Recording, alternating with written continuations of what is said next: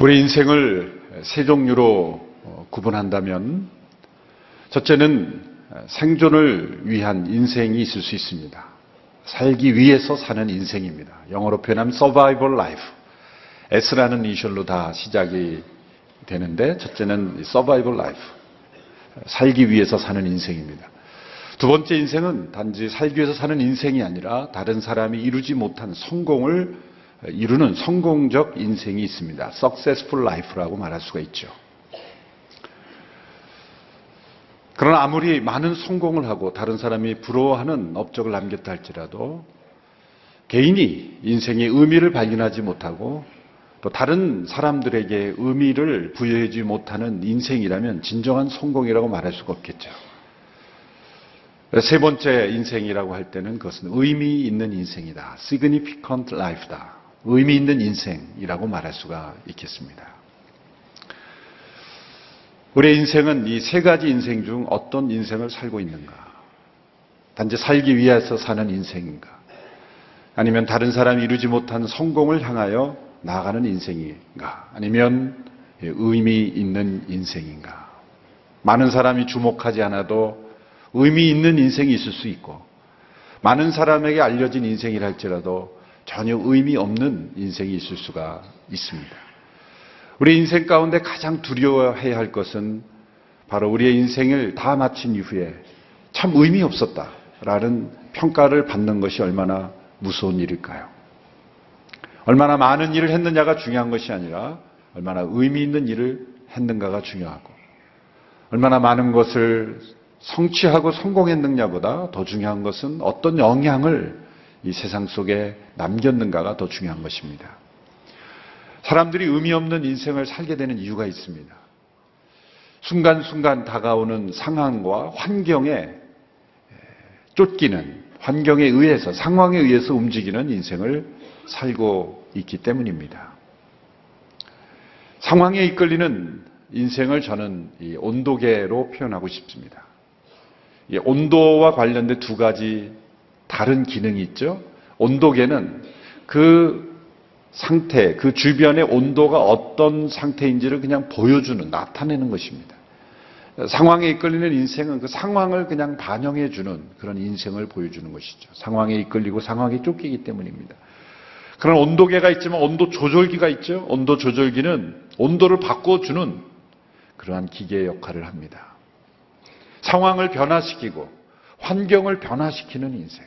그러한 인생은 바로 사명에 이끌리는 인생입니다.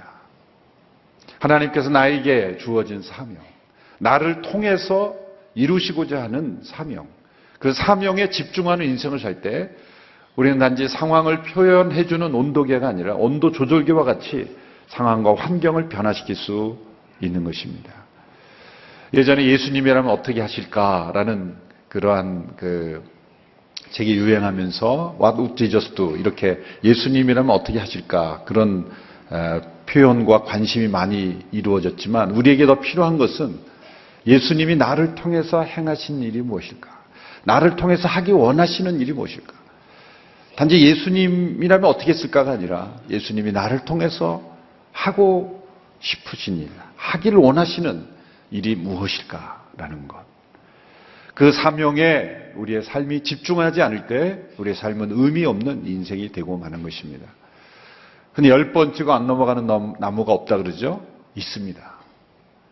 10번 찍어도 안 넘어가, 100번 찍어도 안 넘어가는 나무 많습니다. 왜 그럴까요? 계속 다른 곳을 찍기 때문에. 같은 곳을 찍지 않고 다른 곳을 찍으면 100번을 찍어도 안 넘어갑니다. 사명에 집중하는 인생. 여러분, 예수님의 삶을 보세요. 예수님의 삶의 반경은 너무나 좁았어요. 예수님이 다니신 곳을 지도로 표시해서 보면은 불과 50km 반경 내에서 평생을 사셨어요. 예수님 비행기도 한번 못 타보셨고, 예수님은 다른 대륙에도 건너가 보지 못하셨습니다. 고작해야 요단강 건너, 모압, 암몬, 그런 시돈 지방, 그 반경 내에서 예수님은 예루살렘과 갈릴리 그 지역, 어떻게 보면 우리나라의 한 두세 개 정도 도 정도 이내에서 평생을 사셨어요. 얼마나 좁은 인생입니까? 예수님은 33세 인생의 공생에는 3년 동안 소수의 제자들과 함께 삶을 나누셨어요. 얼마나 좁고 얼마나 제한되고 얼마나 짧은 인생을 사셨습니까? 그러나 그분의 인생의 의미는 온 세상을 구원하셨고 그분의 영향력은 시간이 갈수록 더 많은 사람들에게 전해지고 있습니다. 예수님은 하나님께서 예수님을 통해서 행하시는 그 사명에 집중하는 인생을 사셨기에 십자가 위에서 행하신 7마디 말씀 중에 다 이루었다라는 말씀을 하실 수가 있었던 것입니다. 오늘 우리가 함께 읽은 누가복음 4장에는 예수님의 공생애가 시작된 가운데 사명을 선언하시는 사명 선언 설교가 나옵니다. 사실 다른 복음서에 보면 마태복음이나 마가 다른 복음서에 보면 예수님의 나사렛 회당에서 사명을 이사야 말씀을 통해서 사명을 선언하시는 내용이 갈릴리 사역의 한 중반부 정도에 등장합니다. 예수님의 공생의 사역 초기에 일어난 사건이 아니라는 거죠. 중반 정도에 일어난, 그래서 예수님이 광야에서 또 시험을 받으시고 성령에 충만해서 시험을 받으시고 한참 이후에 일어난 일을 마치 직후에 일어난 일처럼 앞부분에 누가는 배치하고 있는 것이죠. 그래서 매우 의도적인 것입니다. 그것은 예수님의 이 공생애에 이루어지는 모든 일들이 바로 예수님의 사명 선언에 따라서 예수님의 행하신 일들이 이루어졌다는 것을 보여주기 위한 것이죠. 또 한 가지는 지난주에 우리가 3절 본 예수님께서 성령에 이끌리셔서 마귀에게 시험을 받으신 사건과 대조하고 있는 것입니다. 예수님은 성령에 이끌리셔서 마귀에게 시험을 받으셨지만 그러나 예수님은 또한 성령에 이끌리셔서 말씀을 가르치심으로 그분의 사역이 시작되었다는 것을 가르쳐주고 있습니다. 성령에 이끌려 시험을 받은 것은 방어라고 말할 수가 있지만 성령에 이끌려 말씀을 가르치신 것은 적극적인 공격이다라고 말할 수가 있는 것입니다. 성령의 능력으로 충만하신 예수님에게서 나온 가장 중요한 사역은 가르치시는 사역이었다라는 거예요. 예수님의 3대 사역이 가르치고 전파하고 고치셨다. Teaching, Preaching, Healing. 이 세 가지 중요한 사역이 이루어졌는데 모두가 중요합니다. 어느 한 가지만을 중요하다고 말할 수가 없어요. 가르치시기만 하고 당시에 있던 사람들의 필요를 채워주지 않고 질병과 귀신을 내어주지 않았다면 예수님은 메시아로서 나타날 수가 없는 겁니다. 그러나 만일 예수님께서 가르치시고 또 전파하시는 일이 없이 고쳐주시기만 하고 십자가에서 못 박혀 죽으셨다면 사람들의 세계관은 바뀌지 않았을 겁니다. 사람들은 진리가 무엇인지 깨닫지 못했을 겁니다. 예수님이 왜 이 땅에 오셨는지 그들은 알지 못했고 또 하나님 나라의 놀라운 비밀을 그들은 깨닫지 못했을 것입니다. 성령의 능력으로 충만하신 예수님의 그 성령 충만한 능력이 말씀을 가르치시는 능력으로 나타났다. 매우 중요합니다. 그리고 그것은 사단을 공격하는 적극적인 예수님의 사명, 마귀의 일을 멸하시는 가장 중요한 사역. 그래서 오늘 이 시대에 사단은 잘못된 가르침, 잘못된 사상으로 사람들의 생각과 세계관을 사로잡고 있어요. 하나님의 진리, 하나님의 말씀이 가르쳐지는 사역을 통해서 마귀의 일이 멸하여지는 그런 놀라운 역사가 성령의 역사를 통해 오늘 이 시대에도 이루어져야 하는 것입니다. 하나님 말씀을 배우고 가르치고 성령의 능력을 통해서 예수님께서 말씀을 증거하신 것처럼 우리 모든 성도들이 하나님의 말씀을 전하고 가르치고 배우는 일에 힘써야 될 줄로 믿습니다. 이것이 사탄과의 적극적인 전쟁입니다. 오늘 이 시대의 전쟁은 진리 전쟁입니다. 세계관 전쟁입니다. 사람들의 마음속에 가득 차 있는 잘못된 세계관, 잘못된 진리관, 잘못된 사상, 잘못된 생각들, 이 세상의 편견과 고집과 조상적부터 내려오는 잘못된 그러한 관습이 다 어디에 묶여있냐면 이 생각 속에 묶여 있는 거예요. 그래서 몸은 교회에 왔다 갔다 하지만 생각이 바뀌지 않고 세계관이 바뀌지 않으면 하나님 나라의 실제를 경험할 수가 없는 거예요. 여러분, 성령의 능력으로 우리가 병 낫기를 간구해야 됩니다. 성령의 능력으로 기적이 나타나기를 기도해야 됩니다. 그러나 가장 먼저, 가장 근본적으로 일어날 가장 중요한 기적은 생각이 바뀌는 거예요. 세계관이 바뀌는 것입니다. 진리를 깨닫는 기적. 예수님이 나사렛 회당에서 이사야 말씀을 펴서 읽으시는 가운데 가장 먼저 누가가 강조하고 싶었던 것은 그 잘못된, 그들이 가지고 있었던 잘못된 메시아관, 메시아는 이런 메시아일 것이다 라는 그러한 고정관념을 깨트리시는 거예요. 진정한 메시아가 누구인지, 진정한 하나님 나라가 무엇인지를 깨닫게 하시는 전쟁. 그 전쟁을 말씀을 통해 시작하신 거예요. 여러분, 우리 안에 2014년대는 은혜와 진리가 충만한 그런 한 해가 되어야 합니다. 그러기 위해서는 성령의 능력으로 말씀이 깨달아지고 나의 생각이 변화되고 그리고 세계관이 근본적으로 변화되는 그런 기적이 우리 가운데 나타낼 줄로 믿습니다. 예수님이 성령의 능력으로 이 말씀을 가르치기 시작할 때 사람들이 놀랐습니다. 칭송하기 시작했습니다. 심지어 영광을 돌렸다 그렇게 표현되어 있습니다. 근데 시간이 흘러갈수록 예수님에 대한 이 반응이 바뀌기 시작합니다. 처음에는 감탄을 합니다. 그런데 점점 그 감탄이 당황으로 변합니다. 그 당황이 예수님에 대한 조롱으로 질시로 바뀝니다. 그리고 나중에는 예수님에 대한 대적으로 바뀝니다. 왜 그랬을까요? 예수님 그 당시에 잘못된 편견을 깨트려 주셨기 때문이에요. 그들이 믿고 있는 바대로 말씀하지 않고 그들의 믿는 바를 깨트려 주셨기 때문에 그들이 생각하고 있던 메시아는 로마의 지배로부터 벗어나기 위해 정치적 메시아를 꿈꾸고 있었기 때문이죠.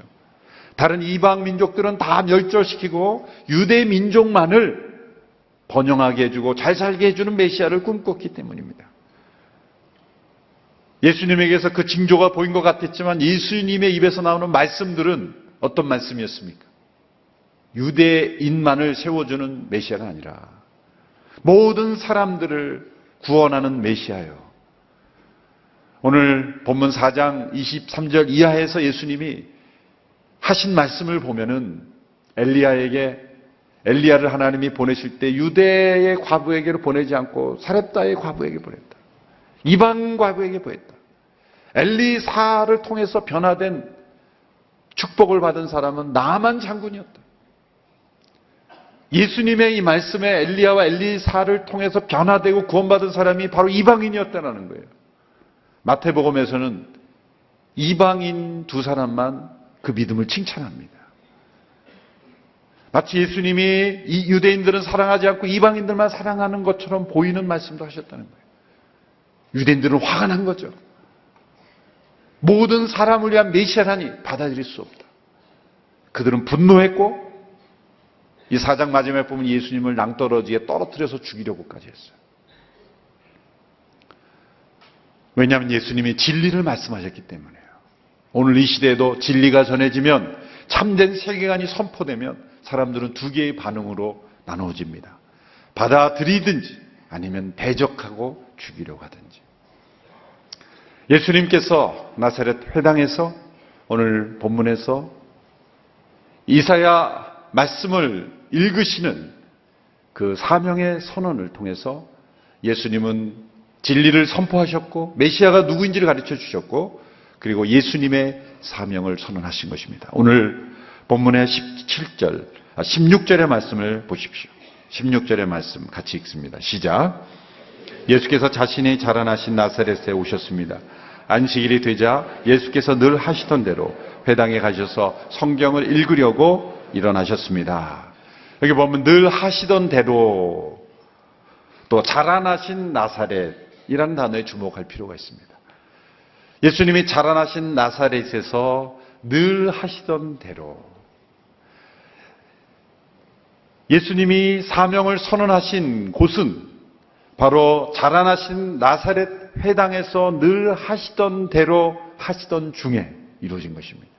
이것이 보여주는 것은 예수님의 말씀을 가르치시는 사역, 이 세상을 구원하시는 사역을 시작할 때 그 당시에 유대교 전통에 있었던 질서 속에서 했다는 것을 말씀해주고 있는 것이죠.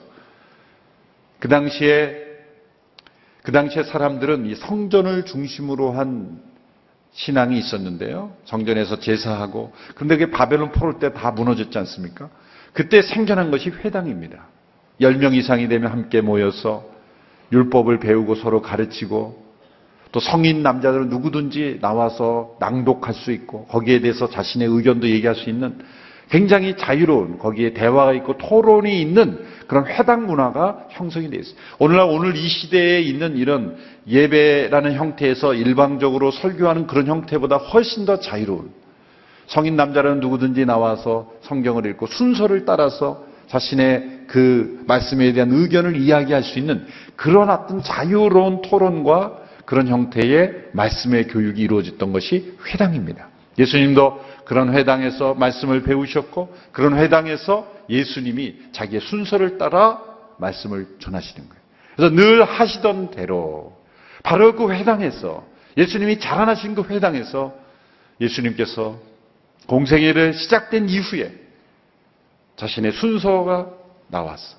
자신의 순서대로 그 말씀을 읽은 말씀이었다는 거예요. 예수님은 기존 질서를 무너뜨리려고 오신 것입니다. 기존 질서를 파괴하려고 예수님이 오신 게 아니에요. 그 당시에 있던 질서 속에서부터 하나님 나라가 시작이 됐고 변화가 일어났다는 것을 우리는 주목해 볼 필요가 있습니다. 여러분은 누군가 여러분이 쓰신 책을 갖고 공부하는 세미나에서 여러분이 학생으로 참여해 보신 적이 있습니까? 갈 필요가 없죠. 그건 내가 쓴 책인데 내가 왜 거기 가서 앉아 배우나, 그렇게 얘기할 수가 있겠죠. 예수님이 나사렛 회당에서 읽으신 이사야 말씀을 보면 마치 저자가 학생이 돼서 배우는 것과 같은 그런 겸손을 보여주시는 거예요. 예수님께서 이 이사야 말씀을 오늘 읽으신 내용을 17절, 19절의 말씀을 함께 보겠습니다. 17절에 19절 같이 읽습니다. 시작. 이사야의 두루마리를 건네받으시고 두루마리를 펼쳐 이렇게 기록된 것을 찾아 읽으셨습니다. 주의 영이 내게 내리셨다. 이는 하나님께서 내게 기름을 부으셔서 가난한 사람들에게 복음을 전파하도록 하기 위해서다. 하나님께서는 포로된 사람들에게 자유를, 못 보는 사람들에게 다시 볼 수 있음을, 억눌린 사람들에게 해방을 선포하기 위해 나를 보내셨다. 주의 은혜의 해를 선포하도록 하기 위함이다. 말씀을 자세히 보면 예수님이 누군가로부터 이사야 두루마리를 건네받은 거죠. 그 당시에는 오늘날처럼 이렇게 제본된 형태의 책이 아니었기 때문에 둘둘 말아서 큰 봉에 둘둘 말아 있는 그런 두루마리로 다 성경의 구약이 이루어져 있죠. 또 모든 회당에 모든 구약이 다 있는 것이 아니었죠. 어떤 때는 이사야, 어떤 예레미야, 몇 권만이 필사된 사본으로 된 것들을 그들이 가지고 있었기 때문에 펴서 읽으려면 두루마리를 이렇게 쫙 펴서 읽어야 되는 거예요. 근데 그게 짧은 것도 있겠지만 이사야 같은 건 굉장히 길었을 거란 말이죠. 그 긴 두루마리를 펼쳐서 읽어야 되니까 평소에 열심히 읽지 않은 사람은 읽기가 힘든 거예요. 찾기가 힘든 거예요. 오늘날에는 금방 이렇게 찾죠. 물론 이렇게 책으로 된 것도 찾기 힘든 분들이 있지만 자기가 읽고 싶은 곳을 딱 찾아서 읽어야 되는데 그게 힘든 거죠. 원래는 정말 하나님이 나에게 주신 그 말씀을 찾아 읽는 것도 우리는 힘들어요. 이렇게 제본된 것도. 그런데 예수님은 이사야 두루마리를, 긴 두루마리를 펼칠 때 거기에서 예수님이 뽑아내신, 정하신 그 말씀, 그것이 바로 이사야 61장 1, 2절 58장에 나오는 그 말씀으로 예수님께서 자신의 사명을 선포하셨다는 거예요. 첫째, 예수님이 사명은 무엇입니까? 가난한 자에게 복음을 전하는 일이다. 이 가난한 자가 누구냐에 대해서는 참 해석이 참 분분하고 많았죠. 두 가지 해석이 맥을 이루고 있습니다. 보수적인 입장에서는 영적인 가난을 의미하는 것이다. 예수님의 산상수훈에 말씀하신 것처럼 심령이 가난한 자라고 할 때 이 가난한 자라는 의미하는 거죠. 좀 진보적인 입장에서는 경제적 가난을 의미하는 것이다. 그래서 경제적으로 어려운 그러한 상황에 있는 사람이다라는 것이죠. 그러나 당시에 가난이라는 단어에 포함된 의미는 매우 종합적인 것입니다. 물론 경제적으로 가난하게 된 이유가 있겠죠. 그것은 그 당시에는 어떤 성별의 차이, 성별의 그 어떤 차별도 굉장히 심했고, 출신의 차별도 굉장히 심했고, 또 심지어는 문둥병자는 종교적으로 부정하다 그래서 완전히 버림받은 인생이었죠. 종교적인 청결이냐 아니냐에 따라서 많이 좌우됐죠. 민족에 따라 또 좌우됐죠. 우리나라 사람이냐 아니냐에 따라 또 많이 차별됐죠. 당시에 가난한 자라고 할 때는 쉽게 말하면 이런 내용입니다. 하나님의 은혜 밖에 버려진 아웃사이더들, 버려진 인생들, 사람들의 어떤 사회적인, 종교적인 이 편견에 의해서 버려진 인생이라고 여겨지는 사람들, 쉽게 말하면 아웃사이더라는 거예요. 아웃사이더. 그런 사람들에게 복음을 전하시는 것이다. 그들에게 복음은 무엇입니까? 하나님께는 버려진 인생이 한 사람도 없다는 것. 하나님께는 아웃사이더가 없다는 거예요. 사람들은 인사이더, 아웃사이더 자꾸 구분합니다. 하나님의 은총을 받을 만한 가치가 있는 사람과 하나님의 은혜를 받을 만한 가치가 없는 사람이라고 구분합니다. 그 하나님의 은혜가 은혜되는 것은 받을 만한 가치가 없다고 사람들이 여기는 그 사람들에게 하나님의 함께 하신다는 거예요. 하나님께는 버려진 인생이 아무도 없다는 것. 하나님께는 아웃사이더가 없다는 것. 이것이 기쁜 소식입니다. 오늘 여러분들에게 예수님이 전해지고자 하는 기쁜 소식은 무엇입니까? 여러분 가운데 이 세상의 사회, 종교적 편견, 이 세상의 잘못된 세계관에 의해서 버려지는 수많은 사람들, 나는 버림받았다고 여기는 수많은 사람들에게 예수님이 전해주신 복된 소식은 무엇입니까? 당신은 버림받은 인생이 아니라는 거죠. 하나님의 은총에서 떨어진 사람이 아니라는 거죠. 하나님의 은혜의 대상에서 제외된 사람은 한 사람도 없다는 것. 이것이야말로 복된 소식이 아니겠습니까? 예수님은 가난한 자에게 복음을 전하셨어요. 그러므로 가난하다라고 말하는 구분은 사람들이 내린 구분이지 하나님이 내리신 구분은 아니죠. 두 번째, 예수님의 사명은 포로된 사람들에게 자유를 주시는 것이었습니다. 이 자유를 주신다라는 단어와 18절 후반부에서 억눌린 사람들에게 해방을 선포하신다 할 때 그 해방이라는 단어가 같은 단어입니다. 근데 18절 후반부에 억눌린 사람들에게 해방이라는 단어는 이사야 61장에 58장에서 왔어요. 이 61장과 58장이 좀 혼합되어 있는 것입니다. 자유, 포로된 자에게 자유, 억눌린 자에게 자유. 예수님은 우리를 자유케 하시러 오신 분이라는 거예요. 이 자유라는 단어가 이 똑같은 단어가 누가복음, 같은 누가복음에서 많이 사용됐어요. 여러 번 사용됐어요. 예수님이 이 땅에 오셔서 우리에게 주시는 가장 중요한 사명 중에 우리를 자유케 하시는 거예요. 그런데 그 자유가 세 가지 영역에서의 자유가 이루어집니다. 누가복음 첫 번째는 죄를 용서해 주심으로 우리에게 주어지는 자유. 내 죄가 용서받았을 때 누리는 자유예요. 누가복음 1장 77절에서 이렇게 표현되어 있습니다. 주의 백성이 그들의 죄를 용서해 줘 구원의 지식을 전할 것이다. 죄를 용서해 주심으로써 죄로부터 벗어나는 자유. 두 번째는 사단에게 매여 있는 상태로부터 노임을 받는 자유입니다. 누가복음 13장 16절의 말씀을 한번 보실까요? 같이 읽습니다. 시작. 그렇다면 아브라함의 딸인 이 여인이 18년 동안이나 사단에게 매여 있었으니 안식일에 이 매임에서 풀어주는 것이 당연하지 않느냐. 사단에게 매여 있는 상태로부터 자유케 되는 그런 자유. 또한 세 번째로 빚으로부터 벗어나는 자유. 빚으로부터 벗어나는 자유. 누가복음 11장 4절에서 우리가 우리에게 빚진 모든 사람을 용서한 것 같이 우리의 죄도 용서해 주소서. 그리고 우리를 시험에 들지 않게 하소서라고 말했습니다. 실제로 사회 경제적인 빚이죠. 이 세 가지 자유를 볼 때 우리가 연상되는 것은 구약에 나오는 희년이라는 법입니다. 희년. 영어로 주빌리라고 하는 것은 원래 히브리어에서 양강나팔이라는 그런 단어에서 주빌리라는 단어가 나온 것입니다. 양강나팔을 붐으로써 50년째 되는 해에 신년을 선포합니다. 오늘 예수님의 말씀 속에는 은혜의 해다 그렇게 비유했습니다. 이때 이루어지는 것이 세 가지입니다. 무엇이 이루어지는지 레위기 25장 10절의 말씀을 우리 함께 읽음으로 살펴보도록 하겠습니다. 레위기 25장 10절의 말씀 함께 읽습니다. 시작. 너희는 50년이 되는 해를 거룩하게 하고 그 온 땅의 모든 사람들에게 자유를 선포하라. 그것이 너희를 위한 희년이다. 너희 각 사람은 각자의 소유지로 돌아가고 너희 각 사람은 각자의 동족에게로 돌아가라. 세 가지 자유가 선포됩니다. 첫째는 모든 노예들이 해방됩니다. 두 번째는 모든 빚이 다 청산됩니다. 그리고 세 번째는 각자의 기업을 다 다시 찾게 돼요. 원래 소유주로 토지가 반환됩니다. 이 세 가지가 이루어지는 거예요. 여러분, 이 세 가지가 이루어진다면 정말 거의 천국 아닐까요? 모든 종들은 다 자유케 되고 모든 빚은 다 탕감되고 그리고 토지의 원래 소유주로 다 돌아간다면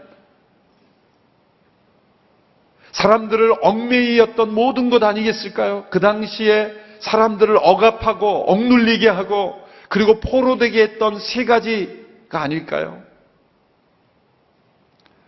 그래서 이 말씀은 영적인 의미가 중심이지만 사실 사회 경제적인 사회의 생태계를 바꾸는 법이었다는 신년은 하나님의 은혜를 제도화할 뿐만 아니라 사람들의 탐욕과 욕심을 제어하는 그런 법이었던 것이죠.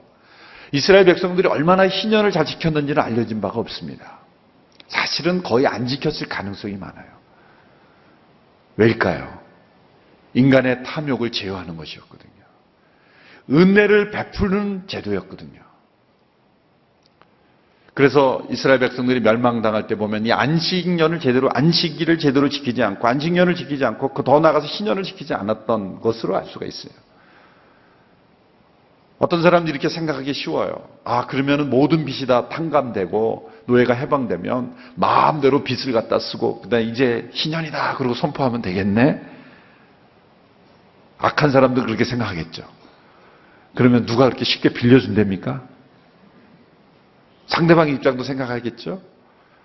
그러니까 이 제도가 무엇을 방지해? 과도한 빚을 방지하는 거예요. 만약에 빌려준다면 준다라고 생각하고 빌려줄 수 있는 정도. 과도한 빚이 없어지죠. 혹 경제적인 문제 때문에 다른 가정의 노예가 됐지만 비굴하지 않을 수 있는 것은 이제 희년이 되면 해방이 되기 때문에 그 사람을 함부로 대할 수가 없는 거예요. 타락한 세상 속에 하나님 나라의 질서를 이 땅에 세우는 제도로서 하나님께서 기가 막힌 희년의 제도를 말씀하셨지만 사람들의 본성과 사람들의 죄악과 사람들의 욕심은 그 제도를 받아들일 수가 없었어요. 그러나 새 언약의 중보자신 예수 그리스도가 바로 이 희년에 추구하는 그 이상과 비전을 이루시기 위해서 오셨다는 거예요. 포로된 자를 자유케 하고 그리고 모든 빚을 다 탕감시키시고 그리고 우리에게 주어진 이 기업을 다시 되찾아 주는 그런 희년을 이루시는 예수님으로 이 세상에 오셨다는 것. 그것이 예수님의 사명이었습니다. 왜 우리가 인생의 사명에 충실하지 못하고 상황에 이끌리는 인생을 삽니까? 우리를 얽매이는, 우리를 사로잡고 있는 것이 있기 때문입니다.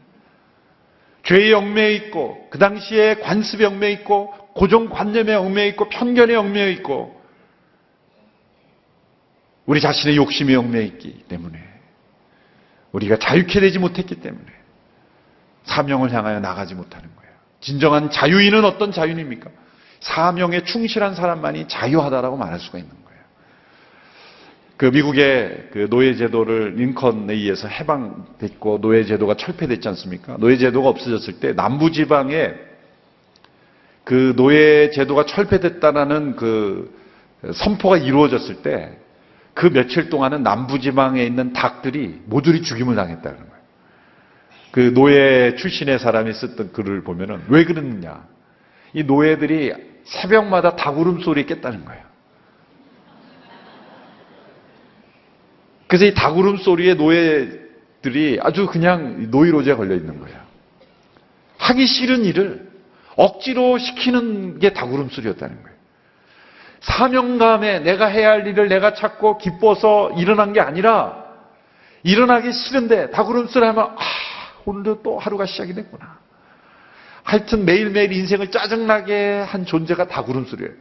노예 해방되자 너도 나도 다 통닭 해먹었다는 거예요. 닭을. 이놈의 닭을 그냥 그래서 다 그냥 닭 잡아가지고 다 통닭을 해먹어가지고 그 남부지방에 닭이 남아나지 않았다.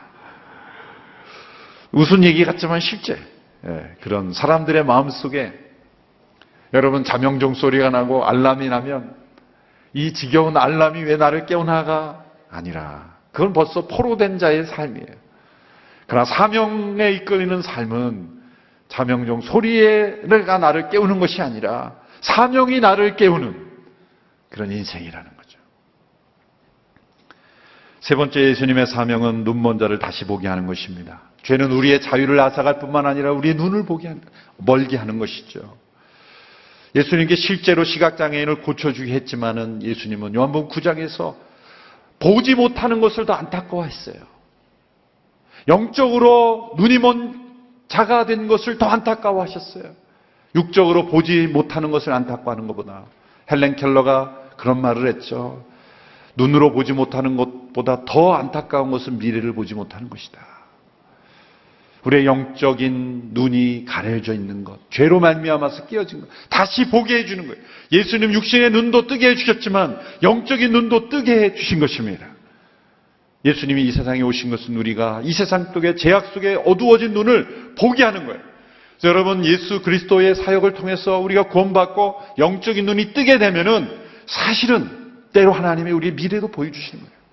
보여주시는 게 있습니다. 왜일까요? 역사를 보게 되고 죄를 보게 되고 하나님을 보게 되고 그리고 이 세상에 이루어진 하나님의 역사를 보는 눈이 열려졌기 때문이죠. 그래서 아무리 이 세상의 지식으로 통달해도 영적인 눈이 떠지는 회심의 역사, 구원의 역사, 성령의 충만함의 역사가 없으면 인생을 의미 있게 살 수가 없는 것입니다. 죽음 너머의 세계를 보지 못하면 죽음에 갇힌 인생으로 포로된 인생으로 살고 마는 것입니다. 그러나 우리는 죽음 이후의 세계를 볼 수 있는 눈이 있음을 우리가 하나님 앞에 감사합니다. 우리의 눈이 떠져 있음을 감사하시기를 바랍니다. 예수님께서 이 말씀을 마치시고 두루마리를 다시 말아서 돌려주시고 자리에 앉자 사람들이 다 예수님을 쳐다본 거예요. 그냥 이사야의 말씀을 읽은 거로 생각할 수도 있는데 왜 예수님을 다 주목해 봤을까요? 그 말씀은 다 누구나 아는 메시아에 대한 예언의 말씀들이었어요. 그런데 왜 예수님이 그 말씀을 읽고 나자 예수님을 주목해 보았을까요? 저는 그것을 상상해 봤어요. 왜 예수님을 주목해 봤을까? 예수님 목소리가 너무 멋있었을까? 왜 그랬을까? 저는 예수님이 말씀을 읽으셨을 때 모든 단어가 강조되었지만 특별히 내게라는 단어가 강조돼서 사람들에게 전달되었기 때문이라고 생각을 합니다. 주의 영이 내게 내리셨다. 내게. 그리고 하나님께서 내게 기름을 부으시고 억눌린 사람들에게 해방을 선포하기 위해 나를 보내셨다. 수많은 유대인들이 회당에서 이 말씀을 읽을 때 도대체 이 나가 누구냐? 이 말씀에서 이사야 61장, 58장에 반복되는 나가 누구냐 궁금했을 거예요. 장차 오실 메시아일 거다라고 생각했는데 예수님이 말씀을 읽고 말씀하는 가운데 주의 영이 제스처를 어떻게 하시는지 모르지만 주의 영이 내게 임하셨다. 그리고 하나님께서 내게 기름을 보내셔서 바로 나를 보내셨다. 바로 이 예언된 메시아가 바로 나라는 것을 예수님께서 강조하셨기에 그들은 주시하기 시작했습니다. 바로 그때 예수님이 이렇게 말씀하셨어요. 21절의 말씀 같이 읽습니다. 21절 시작. 그러자 예수께서 그들에게 말씀을 시작하셨습니다. 오늘 이 말씀이 너희가 듣는 자리에서 이루어졌다. 오늘 이 말씀이 듣는 자리에서 너희 귀에 이루어졌다. 놀라운 말씀이죠. 언제 이루어졌습니까? 오늘 어디에서? 바로 이 자리에서, 듣는 자리에서. 누구에게? 듣는 자들에게. 여러분, 예수님의 사명은 언제부터 이루어졌습니까? 사명이 선언되는 때부터 즉시로 이루어졌어요. 근데 우리가 선언하는 사명은 언제 이루어져요? 되게 안 이루어지는 게 많고, 언제 이루어질지 모연하고, 언젠간 이루어지겠지, 그런 게 많아요. 그러나 예수님의 사명은 듣는 그 자리에서, 오늘 즉시에서 이루어지는 것입니다. 그러므로 성경에 나타난 예수님의 사명에 속한 일들은 우리가 성령의 능력 가운데 이 말씀을 읽을 때 읽는 그 자리에서, 듣는 그 자리에서 바로 오늘 즉시로 이루어지는 말씀인 줄로 믿습니다. 그것이 성령의 능력이고 말씀의 능력이에요. 먼 훗날 언젠가 이루어지겠지가 아니에요. 오늘 듣는 자리에서 이루어지는 역사. 오늘 예배를 드리는 가운데, 이 말씀을 듣는 가운데 포로된 영혼이 자유케 되는 역사가 일어날 줄 믿습니다. 가난한 자에게 복음이 전해질 줄로 믿습니다. 보지 못하는 자가 보게 되는 역사가 이루어질 줄로 믿습니다. 억눌린 자가 해방되는 역사. 이것은 먼 미래에 예비된 것이 아니라 예수 그리스도가 나의 주되심을 받아들이고, 예수님이 사명을 이루시기에 어떻게 하셨습니까? 가난한 자에게 복음을 전하게 하기 위해 스스로 가난한 자가 되셨고, 포로된 자를 자유케 하시기 위해서 그분이 포로가 되셨고, 그리고 억눌린 자를 해방시키기 위해서 그분이 억눌림을 당하심으로 예수님은 이 땅의 구원을 이루셨습니다. 예수님의 사명이 이렇다면 우리의 사명 또한 예수님의 사명이 되어야 될 줄로 믿습니다. 오늘의 교회 사명이 되어야 되는 줄로 믿습니다. 예수님께서 이루신 이 사명을 증거하는 일, 그것이 우리의 사명이 될 때 우리를 통해서 예수님께서 가난한 자에게 복음을 전하시고, 포로된 자를 자유케 하고, 그리고 눈먼 자를 다시 보게 하고, 억눌린 자를 해방시키는 이 구원의 놀라운 사역이 저와 여러분 온누리 교회를 통해서 온전히 이루어지는 역사, 이 사명에 집중하는 저와 여러분의 인생과 교회가 되기를 주님의 이름으로 축원합니다. 기도하겠습니다. 예수님의 사명의 선언을 통해 우리의 사명을 보았습니다. 예수님의 이 사명을 통해 우리를 구원하시고 다시 보게 하고 자유케 하고 해방시키시는 은혜를 감사합니다. 우리를 통하여 오늘 이 시대에 가난한 영혼, 억눌린 영혼, 포로된 영혼, 보지 못하는 영혼에게 해방과 자유와 다시 보게 함을 허락하여 주시옵소서. 우리의 인생이 무의미한 인생으로, 방황하는 인생으로, 상황에 이끌리는 인생이 아니라 예수님이 우리를 통해 행하실 사명에 집중하는 인생으로 쓰임받는 우리 모두가 되게 하여 주시옵소서. 예수님의 이름으로 기도하옵나이다. 아멘.